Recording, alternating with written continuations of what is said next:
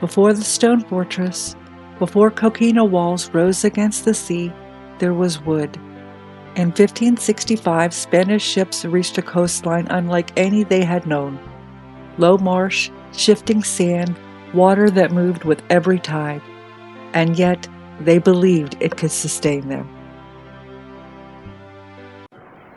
In letters sent home, officials wrote that the land was fertile, capable of raising many products in abundance. But this land was not empty. The Timucua had lived here for generations, along these rivers, in these marshes, under these very skies. Menendez established his settlement at Soloy, fortifying what already stood. Alliance would be necessary, so would caution. Pedro Menendez de Aviles understood one thing clearly: survival here would not be simple. Timber and earth were raised into walls, a wooden defense against wind, tide, and whatever else might arrive from the sea. But Florida was not stone. It was marsh, ground that shifted beneath weight, water that moved twice a day. So they crossed the inlet to Anastasia Island. The move was deliberate. An island offered distance, protection from the mainland, a clear view of approaching ships. They built again, timber walls, packed earth, bastions rising against the wind, another wooden answer to a restless coast. And the island began to answer back. They withdrew, back across the inlet, back to the mainland. And once more, they built. The walls weakened. Repairs were constant. In 1586, the quiet broke. English sails appeared offshore. Sir Francis Drake had come to Florida. The wooden fort stood waiting.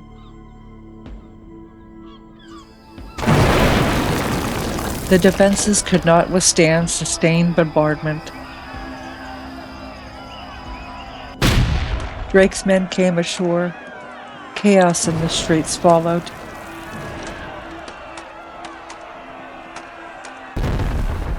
St. Augustine burned. Sir Francis Drake left the settlement in ruins. Drake departed, but the struggle remained. They built once more, a new design, stronger, they hoped. Timber again, earth again, a fort rising against the same restless coast. The walls stood for a time. But Florida does not hurry. It waits.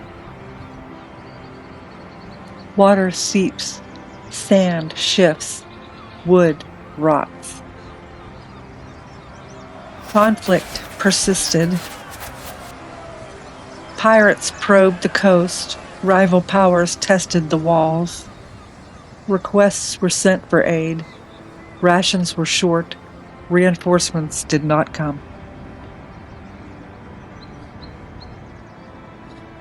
Fort after fort rose from the sand and fell to fire. Still, they built again. But no cannon struck as steadily as wind. No army pressed as relentlessly as water. The greatest enemy had no flag, no fleet, no king. Ships continued to appear on the horizon. They fought pirates. They fought rival empires. They fought one another. But in the end, it was not war that defeated the wooden forts. It was Florida.